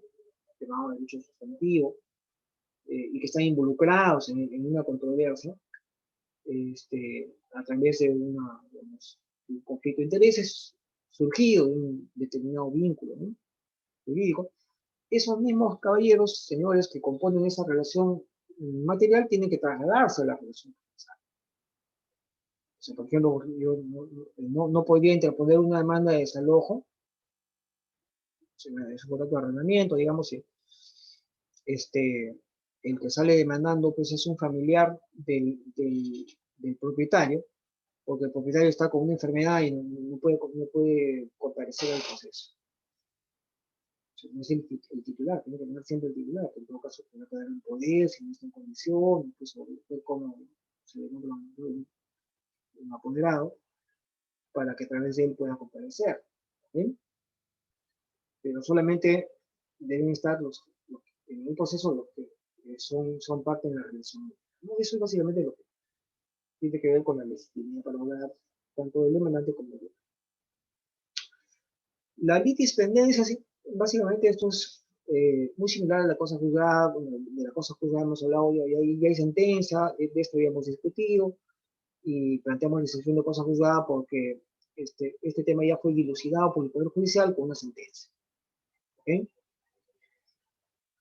Esos para procesos concluidos, obviamente, hablamos de cosas juzgadas, estamos hablando de procesos judiciales que no han llegado a su fin, de última y definitiva instancia. Pero puede suceder que el proceso judicial esté en curso, por eso litispendencia, ¿no? O sea, hay litigio, pero no hay sentencia, por lo menos de última instancia. Oye, si hay sentencia de primera instancia, ¿puedo plantearlo? No, también sería litispendencia porque tiene que acabar ese proceso. Hasta el último recurso. ¿Ok? La llamada litispendencia, ¿no?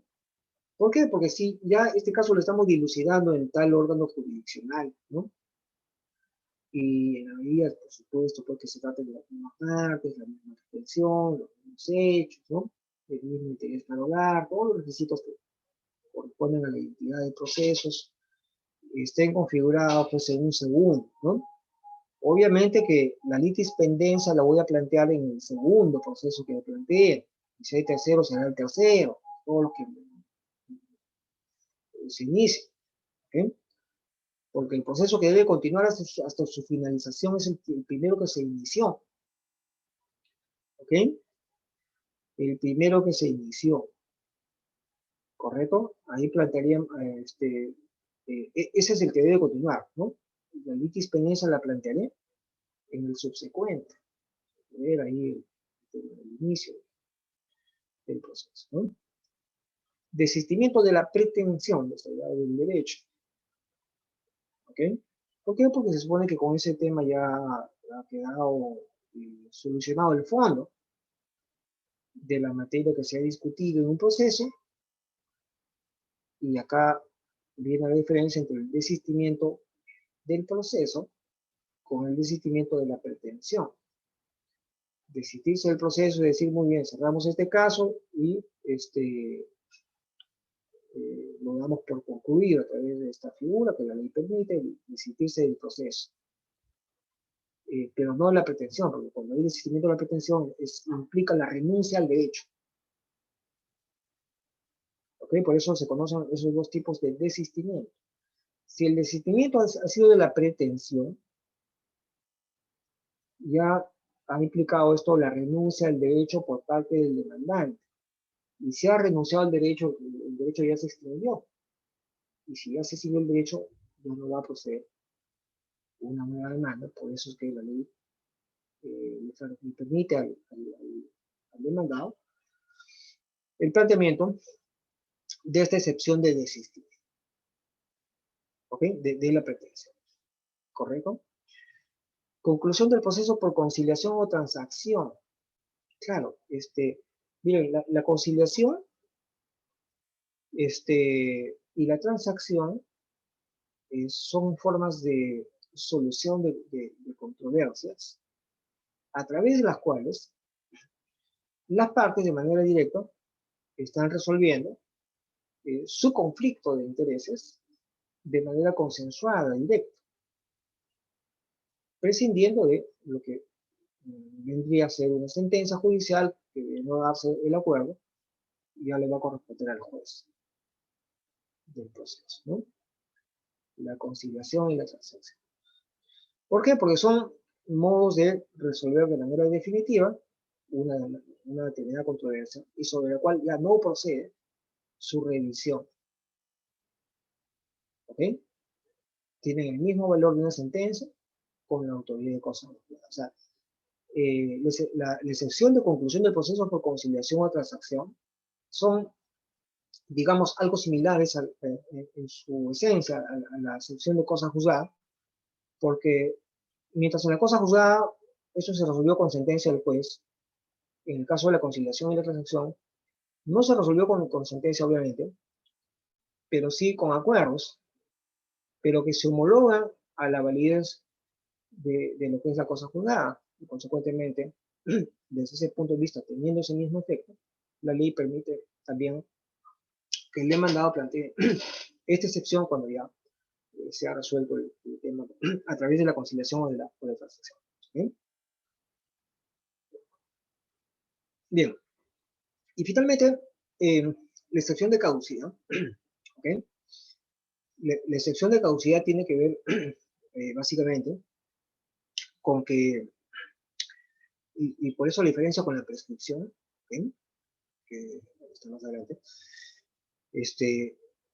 la caducidad está definida en el Código Civil como una figura extintiva. ¿Okay? ¿Extintiva de qué? Extintiva básicamente del derecho. Se extingue el derecho. Por ejemplo, a ver, se me ocurre decir, para impugnar un acuerdo en una asociación, ¿okay? En las personas jurídicas asociativas, ¿no? Las asociaciones, perdón, existe el derecho de los asociados de, por ejemplo, impugnar un acuerdo de asamblea, digamos, ¿no? Y en la cual le tienen un plazo, 90 días para plantear judicialmente la impugnación de acuerdos pues, que consideremos como asociados que contravienen nuestro estatuto, pues vulneran un derecho, ¿no? Consideramos que ese acuerdo con la asamblea es nulo por X motivos, ¿no? Y la ley nos da un plazo, que es corto, ¿no? 90 días. ¿Sí? Pero resulta ser que la demanda hemos impuesto vencido ese plazo. Ese derecho que tenía el asociado, ¿no? El derecho, se ha extinguido. Y si mi derecho se ha extinguido, mi acción ya no existe, porque para que uno pueda ejercer una acción procesal, tienes que tener un derecho. No puede haber una acción que no tenga como correlato un derecho. Por ejemplo, ¿no? Uno podría pedir ser partícipe de una sucesión, de una herencia, si no tengo el entroncamiento familiar. ¿Ok? No podría tener una determinada pretensión en un vínculo donde yo no tengo ningún derecho, no soy parte en ese contrato y estoy pretendiendo reclamar un derecho de ese contrato. ¿Ok? No tienes el derecho material, sustantivo, reconocido en una ley, en un acto jurídico, en un contrato, y consecuentemente no puedes tener la acción le corresponde al que es titular de algún derecho. Entonces la caducidad es un poco, yo lo llamo esto como muerto el perro, muerta la rabia. Si yo no tengo el derecho, ya la acción no la tengo. Y por eso se diferencia la siguiente, por favor, Dani, la prescripción. ¿Okay? En el caso de la prescripción extintiva, fundamentalmente lo que se extingue, si bien cierto para los efectos prácticos puede pasar lo mismo, porque ya el proceso no lo van a poder ganar. Bien me plantean la excepción de prescripción y caducidad. Las dos van a anular todo, pero digamos tiene ese matiz de diferencia en qué es lo que se ha extinguido, ¿no? En la prescripción extintiva, básicamente lo que se ha producido es, está el nombre, ¿no? La extinción de la acción, pero conservo el derecho. ¿Ok? Claro, de repente me va a servir de poco, ¿no? Tener el derecho, pero la acción ya se extinguió. ¿Ok? Excepción de convenio arbitral, voy a comentar un poquito sobre eso. No vamos a ver ¿no? Básicamente eso se acredita cuando se plantea la excepción del convenio arbitral. Normalmente como, bueno, planteo dentro del plazo, ¿no? A veces el mecanismo, si no puedes, tampoco mi excepción de convenio arbitral, pero el medio probatorio adecuado, idóneo, digamos, para que prospere esta excepción, es que le demostremos al juez que tiene ese proceso, que existe el convenio arbitral. Y generalmente se lo vamos a encontrar pues, en un contrato, en algún medio que le conste, puede ser inclusive una adenda, no sé, la forma en que haya sido celebrado ese convenio, ¿no? Y demostrar que existe el convenio, ¿correcto? También estará dentro del grupo de los llamados excepciones perentorias, porque no va a ocasionar la anulación de todo lo que se ha hecho, ese proceso caminado hasta ese momento, desde que se interpuso la demanda hasta el momento que el juez ampara la excepción, todo lo que se actuó en ese proceso va a ser anulado. ¿Sí? Tiene ese efecto consecuencial. Y finalmente se incorporó hace poco esta otra excepción, que es la falta de representación legal o de apoyo de capacidad, ¿no? Hoy lo que antiguamente era el tema de las curatelas, ¿no? Que eran las personas que se encuentran, digamos, en una situación de incapacidad, así bajo los alcances del texto antiguo del Código Civil, en su artículo 44, o llamada la figura de la designación de los apoyos, ¿no? Correcto. Entonces también podemos plantear esa excepción si se trata de una persona pues, que está en esta situación, no puede comparecer por sí sola al proceso, sino a través de los apoyos asignados judicial. ¿Ok? Bien, es básicamente lo que quería disertar el día de hoy, y luego quedo yo atento a las preguntas que estimen convenientes hacer, agradeciéndoles por la atención dispensada. ¿Bien? De manera que adelante, por favor, con las preguntas que ustedes crean convenientes.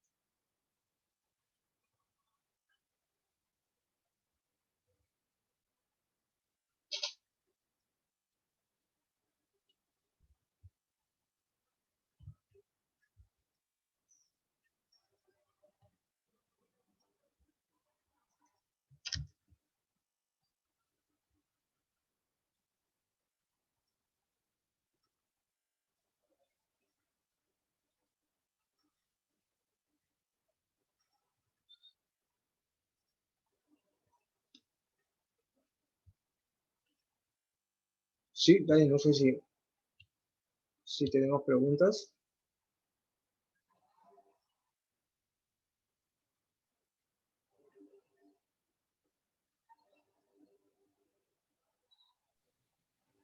A ver, si se me escucha, sí, ¿no? Sí, correcto. A ver, permítame un instante. Invitamos a las personas que estén participando que nos puedan hacer llegar sus preguntas.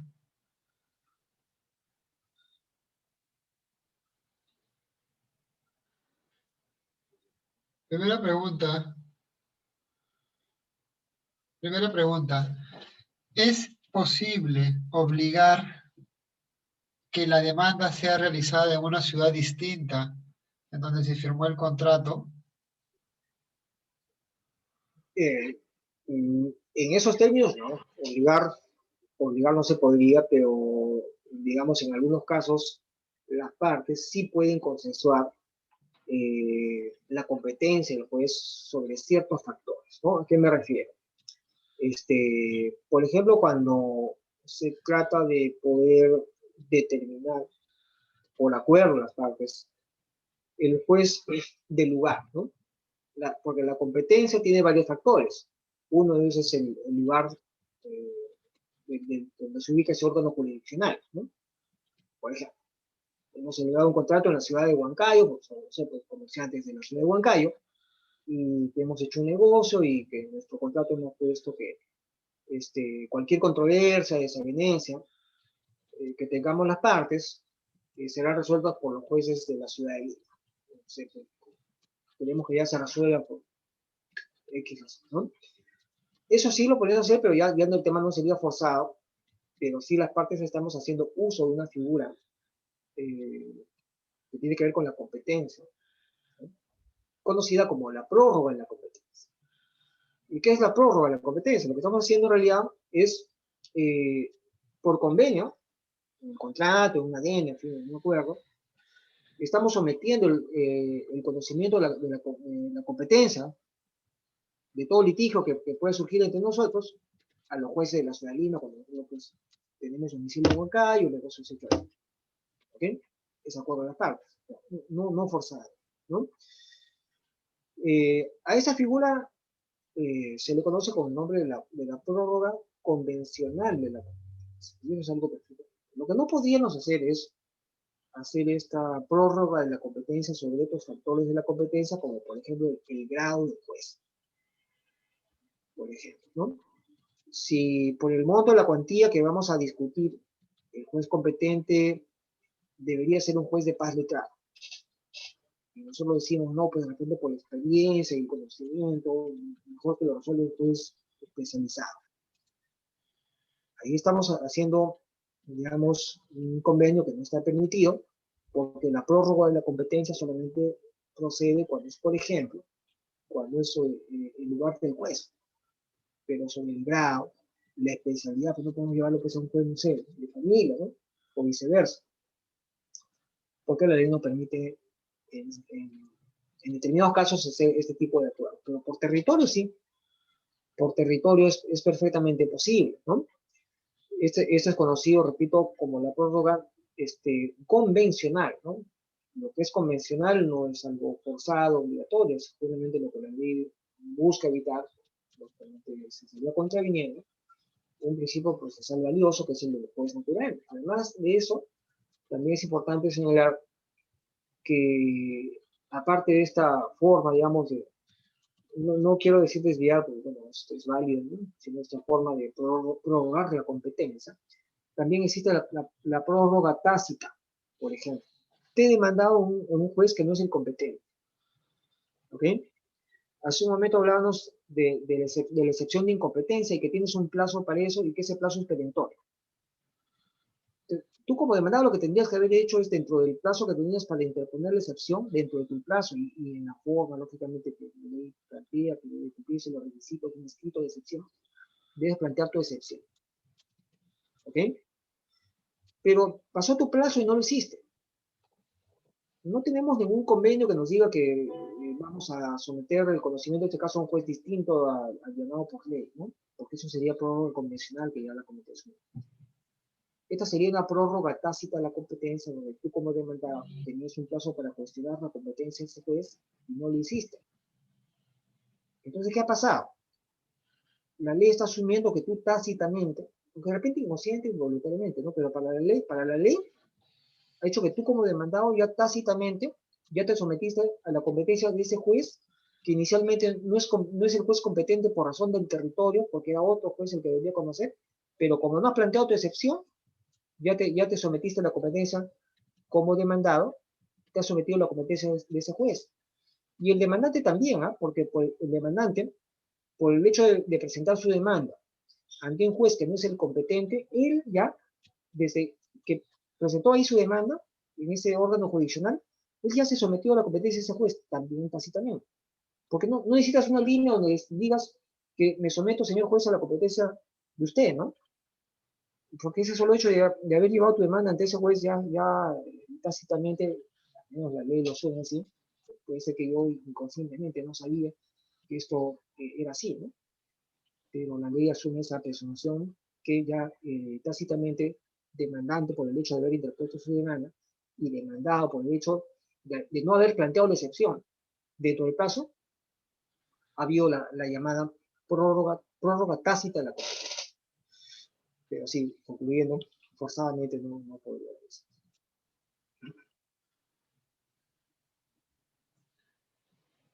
Bueno, básicamente eso. Siguiente pregunta. ¿En qué casos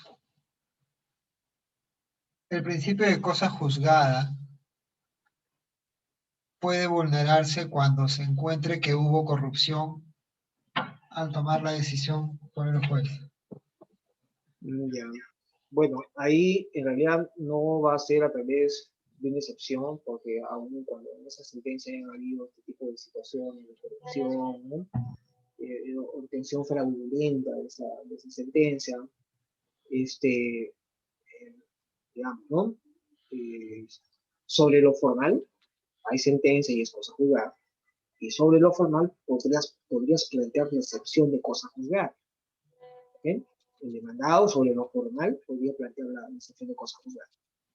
Sin embargo, eso no obsta que se haga uso, la parte perjudicada, afectada con este hecho, si logra demostrar, ¿no?, que había un acto de corrupción para la obtención de esa sentencia, si bien es cierto la sentencia que tiene la autoridad de cosa juzgada constitucionalmente tiene esa protección de ser irrevisable, ser inamovible, ¿ok? Es muy difícil por un hecho de esta naturaleza, pero vamos a ponernos en ese escenario, digamos, tan complejo, ¿no?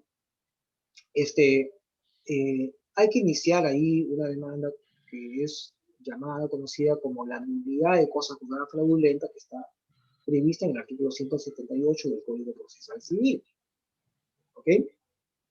Y implica que la nulidad de cosa juzgada fraudulenta es un nuevo proceso judicial en realidad. Yo no lo voy a plantear al interior de la nueva demanda que me han hecho, ¿no? O esa demanda que no voy a plantear ahí. Tengo que iniciar un proceso judicial nuevo, específicamente encaminado a plantear como pretensión procesal que esa sentencia que sobre lo, digamos, formal, ¿no? Ya ha ganado la autoridad de cosa juzgada fraudulenta, pues, pero malas prácticas, las partes procesales que se consideren afectadas por esta situación tendrán que hacer uso de la figura de una demanda nueva de la nulidad de cosa juzgada fraudulenta. Y solo obteniendo sentencia favorable que anule esa sentencia, podrá decirse que hemos revertido, porque la cosa juzgada pues tampoco es que se certifique a un tranza, se entiende que la cosa juzgada tendría que haber sido obtenida por medios válidos, ¿no? Pero de ninguna manera esto implicaría que me va a impedir que esa sentencia que se obtuvo con este tipo, digamos, de artimañas, ¿no? No me permita plantear la excepción. Sobre lo formal, repito que podría ser caso, ¿no? Siguiente pregunta. ¿La excepción puede presentarse en cualquier momento? No, justamente decíamos hace un momento que dentro de los diferentes requisitos que tenemos para plantear válidamente una excepción es el tema de los plazos, ¿no? Por ejemplo, en un proceso de conocimiento, el plazo es de 10 días para plantear las excepciones. Si esos 10 días que teníamos procesalmente, 10 días hábiles, ¿no?, para plantear la excepción de lo que corresponda, por ejemplo, cosa juzgada, independencia, en fin, ¿no?, lo que corresponda específicamente a la defensa que voy a ejercer, tengo ese plazo, ¿no? Y ese plazo va a depender de la vía procesal, ¿no? Siempre nuestros plazos en un proceso están directamente relacionados con el tipo de proceso del cual estamos hablando. No siempre para plantear una excepción voy a tener un plazo uniforme en los diferentes tipos de procesos. Y eso lo voy a ver en el auto admisorio, ¿ok? O sea, ahí tengo que remitirme para ver en qué tipo de proceso soy, en qué vía procesal, para luego revisar. A veces uno ya se acuerda con un poco la experiencia, algo, pero la memoria a veces también es frágil, ¿no? Es importante que nos cercioremos, porque a veces nos pasa no solamente el tema de un, digamos, mal, recuerdo de lo que es el plazo, y para eso están los códigos, ¿no? Consultar, ¿no? Pero básicamente la manera de conocer mi plazo procesal que tengo para interponer una excepción es primero cerciorarme en qué proceso estoy, para decir pues conocimiento, abreviado, sumarísimo, ejecutivo, ¿ok?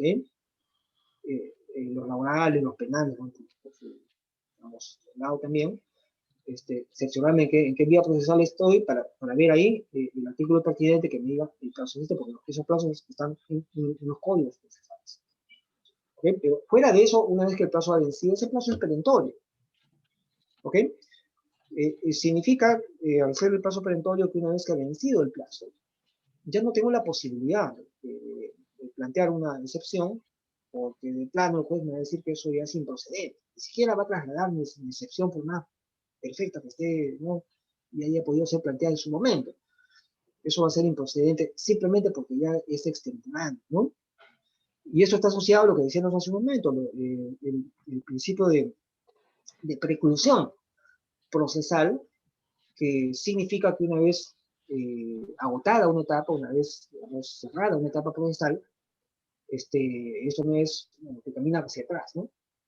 Es proceso, o sea, estamos avanzando en las estaciones procesales y ya lo precluido no puede regresar. Siguiente pregunta. ¿Qué pasa si los plazos que tengo para presentar alguna excepción vencen? ¿Qué otras opciones podría tener? Ya. A ver, bueno, en realidad es un poco más cerrada las posibilidades porque, a ver, ¿no? Pero a veces los artificios pueden ser. A ver, lo que sí está descartado es que, y lo dice el propio Código Procesal Civil, es que puedas plantear, por ejemplo, una nulidad. O digamos que el juez admitió la demanda y resulta ser que el poder era insuficiente, ¿no? O resulta ser que este juez que admitió esa demanda no era un juez competente. Y consecuentemente tú estabas en un escenario para plantear tu excepción dentro del plazo, ¿no? Y no lo hiciste. Y como ya venció mi plazo, digo, ¿qué hago? Entonces voy a plantearle acá una nulidad. Justamente hay un artículo del Código Procesal Civil que señala literalmente que no procede como nulidad, porque la nulidad en realidad se puede plantear en cualquier momento del proceso. La nulidad es un tipo de remedio procesal que se puede plantear en cualquier momento del proceso. Aun cuando haya vencido técnicamente mi plazo para plantear la excepción ya venció. Entonces, como no lo hice en su momento, o a veces cuando hay cambio de abogado se da cuenta, oye, ¿por qué no plantearon esta excepción? Que eso se podía, claro, se podía planear y tú le ganabas. Pero ya no puedes. Bien. Eso no procede, ¿no? De repente, un poco, ¿no? Yendo entre las ramas, digamos, ¿no? Si todavía no se ha dado el saneamiento procesal, y veo pues que de repente, oye, acá no había conciliación. Y esta es una materia conciliable. Podrías haberle planteado una excepción de falta de interés para hablar. ¿Ok? Pero digamos que todavía, eso siempre y cuando encuentres ese proceso que todavía no ha sido saneado. Entonces al juez le vas a decir, no puedes sacar, hay un presupuesto procesal que no se ha cumplido y que esa demanda tenía que ser improcedente. Yo sí en alguna ocasión he visto, pero no lo pidió el demandado. No lo pidió el demandado. El juez se da cuenta, un poco tarde, que la conciliación tenía algunos problemas porque no está bien engranada la pretensión de esa demanda con lo que se había, digamos, llevado a la conciliación extrajudicial. O sea, eran pretensiones distintas, ¿no? Digamos que en la conciliación se había llevado un tema de obligación de dar suma de dinero y la demanda era de daños y perjuicios. Una de las etapas del proceso es el saneamiento procesal. Hubo cambio de juez. O sea, el juez que cuando comenzó la demanda, el juez que comenzó el proceso al inicio, ahí ocurrió un problema de calificación, porque se calificaba más acuciosamente la demanda. Tenía que haberse dado cuenta que la pretensión que se llevó al centro de conciliación era distinta a la de la demanda. Entonces, cuando hubo cambio de abogado, más bien no recuerdo a nivel ni siquiera de un escrito, sino de una entrevista, donde fue recién, no detecta él, sino bueno, ve que efectivamente había habido esa incidencia, y en saneamiento, etapa de saneamiento, declaró la nulidad de todo. ¿Ok? Declaró la nulidad de todo porque había un problema de calificación. Porque cuando después declara el saneamiento procesal, quiere decir que está haciendo una nueva revisión, un segundo filtro, porque el primero es al momento de admitir la demanda, ya filtró todo, revisó, mejor tenía que revisar ahí la validez de la resolución procesal, ¿no? Y en el saneamiento, saca la resolución declarando la nulidad de todo, porque lo que se había conciliado era un tema distinto al que se iba a dilucidar en ese proceso, y que como esa pretensión no había sido conciliada, no se cumplía un presupuesto procesal, un presupuesto de procedencia alemana, y en consecuencia el archivamiento, la nulidad de todo y el archivamiento del proceso. Por cosas así. Pero realmente que el mecanismo o el ley de defensa exista ya no. Siguiente pregunta, doctor. En un recurso de apelación puedo incluir una excepción que no pude presentar inicialmente antes de contestar la demanda. Miren, básicamente es un poco similar a lo anterior, ¿no? Si puedo prender la excepción fuera de mi plazo, cuando ya hemos vencido. No, realmente los recursos impugnatorios, lo único que vamos a cuestionar nosotros es la resolución que estamos cuestionando, ¿no? Y que se va a seguir básicamente a detectar pues, los errores de derecho de esa resolución, pero ya no como una excepción. No va a funcionar porque sencillamente si en el escrito de excepciones de apelación estoy planteando una excepción, muy posiblemente el juez me conceda la apelación, me conceda la apelación, pero a mi excepción me va a decir improcedente porque usted está planteando una excepción fuera del plazo. De manera que no debería.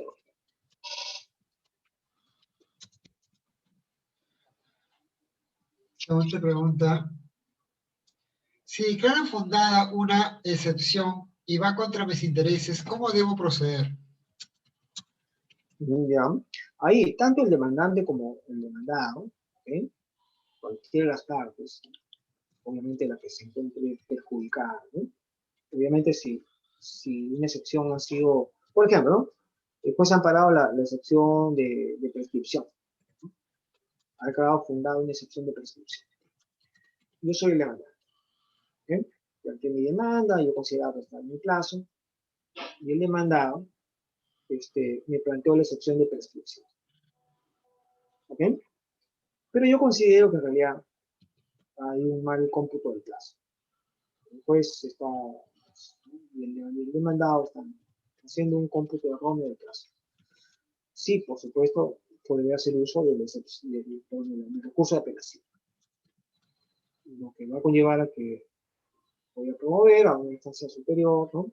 Ese incidente de excepciones para que el órgano jurisdiccional superior revise esa resolución y se pronuncie. ¿Ok? Pero contrariamente también, o sea, si de repente pues la excepción ha sido infundada, ¿no? Y el demandado estima que sí había, pues, que persiste en su intento de que se había producido el plazo, ¿no? De prescripción, en ese caso, ¿no? Cualquiera de las partes podría apelar bajo el principio, evidentemente, de la pluralidad de instancias, ¿no? Cualquiera de los dos que se sienta perjudicada por esta acción.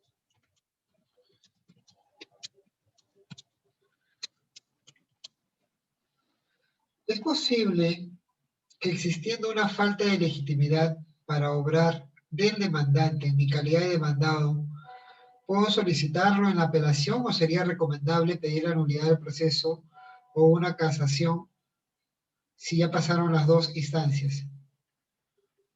Bien, siempre debe ir por cuerdas separadas, ¿no?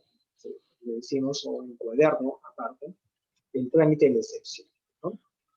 Nunca una excepción, sea falta de legitimidad para obrar o cualquier tipo de excepción que hemos visto, puede resolverse conjuntamente con el tema principal o el fondo, ¿no? Si bien es cierto, el trámite va a depender un poco de la vía procesal, generalmente cuando los procesos son procesos de conocimiento, ¿no? La norma procesal dispone que debe formarse un cuaderno separado, aunque algunos juzgados tramitan excepción dentro del mismo expediente. O sea, tiene que formar un cuadernillo de operación, digamos, un cuaderno de excepción, ¿no? Un cuaderno separado, porque tiene un trámite independiente. Formar un cuaderno significa, con las copias de los actuados principales, formar un expediente, anexo el presupuesto principal, para darle curso a la tramitación de esa excepción. ¿Ok? Eso va a pasar fundamentalmente en los procesos de conocimiento. En los sumarísimos se tramitan en el mismo expediente principal, con protecciones de plazos bastante cortos, y un proceso más simplificado, ¿no? Pero lo que sí, en ninguno de los casos, porque las resoluciones por parte del juez siempre van a ser distintas, ¿no? Cuando se pronuncia sobre una excepción, obviamente tiene que haber una congruencia con este medio de defensa. Pues, cuando resuelve una excepción, no puede pronunciarse sobre temas de fondo del proceso, de la materia, ni tampoco al sentenciar podría pronunciarse sobre las excepciones, a no ser que, por ejemplo, en los sumarísimos, ¿no? En la misma sentencia, el juez resuelva las excepciones, pero tiene que desarrollar una motivación separada, tanto en la parte considerativa de esa sentencia. Ese tipo de proceso sí le permite que en sentencia el juez pueda pronunciarse sobre las excepciones, pero lógicamente tiene que ser las argumentaciones, su procedimiento, todo el desarrollo de la motivación de la excepción separada de lo que es la motivación de la parte de la sentencia. Y a su vez, en la parte decisoria, el juez tendrá que decir, ¿no? En consecuencia, ¿no? Se declara infundada, por ejemplo, la excepción planteada, ¿no? Tal excepción, y seguidamente acto seguido dice, ¿no? Fundada la demanda o infundada la demanda según corresponde. ¿Okay? Sí, o sea, depende mucho qué vía procesal sea, ¿no? Pero yo pienso que a la postre, tanto en un caso que es en cuadernos separados, como en procesos sumarísimos, que es el mismo expediente, es la misma resolución, siempre hay una relación de pertinencia, de congruencia. ¿Por qué? Porque si bien es cierto, en la misma resolución, en un sumarísimo, se puede pronunciar sobre las excepciones y sobre la sentencia, pero después tiene que disgregar, ¿no? Inclusive, por ejemplo, yo puedo estar de acuerdo con la sentencia, puedo estar de acuerdo con el fondo de la sentencia, pero no con la excepción, y apelo a una parte de esa resolución. ¿Ok? Eso es algo que podría darse, ¿no? Pero sí, lógicamente, la fundamentación y la parte decisoria tiene que separarse. Bien. Hemos atendido todas las preguntas que se nos han formulado. Hemos podido absorber varias consultas. Agradecemos la presentación del doctor Guillermo Gálvez. Antes de cerrar esta presentación, le damos la palabra al doctor Carlos Rodríguez, socio principal de Parker Russell, para el cierre respectivo. Adelante, doctor Carlos. Gracias, Dani. Bueno, muchas gracias al doctor Gálvez por la exposición. Ha sido clara, las preguntas han podido ayudar. La pregunta de todos nuestros participantes han podido ayudar a poder entender un poco más la figura de la excepción. Gracias a todos y buenas noches. Reitero el agradecimiento. Buenas noches a todos. Gracias por haberse conectado. Nos esperamos el día de mañana.